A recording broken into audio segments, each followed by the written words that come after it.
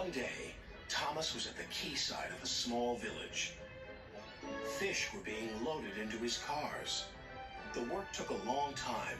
The fishermen were using old equipment, and Thomas was worried. I'm going to be late for Henry at the docks. He won't like this. Please hurry up.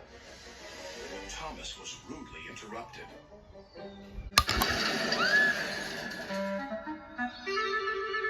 His driver and fireman laughed. Phew, sniffed Thomas. What a pong!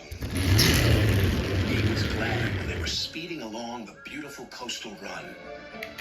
Then they saw a man waving a red flag. What's the matter now? High tides are damaging the track, reported the man. I've marked the spot. We'll go and inspect, said the driver.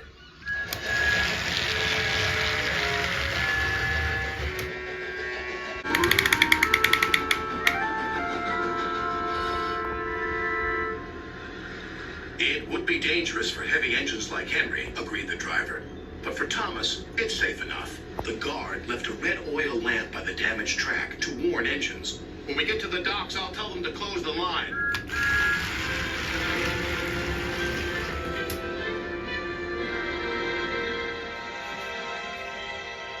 Henry was waiting for Thomas's cars.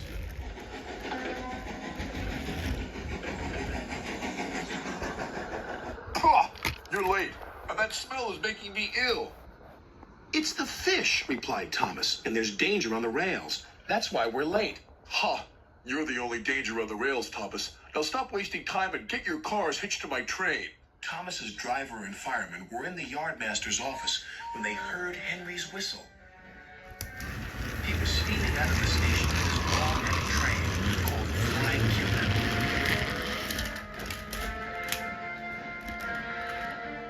What route is Henry taking tonight? Asked the driver.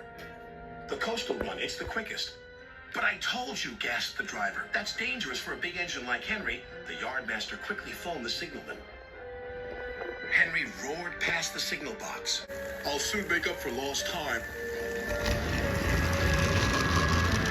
The signalman couldn't hear the warning. By the time he did, Henry was far away in a cloud of steam.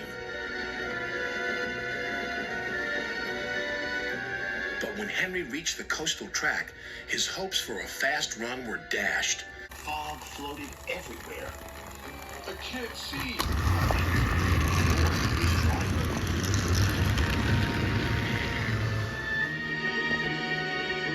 And when he could, it was too late.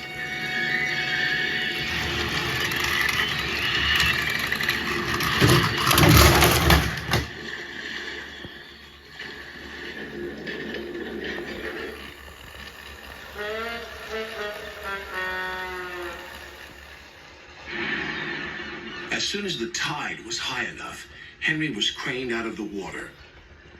Engines don't swim, Henry. You were meant to deliver fish, not swim with them. You should know that by now. Yes, sir. I'm sorry, sir. When Henry arrived at the docks, Cranky the Crane looked down on him. My, Henry, I expect you'll have some fishy tales to tell. But take my advice. Have a long hose down first.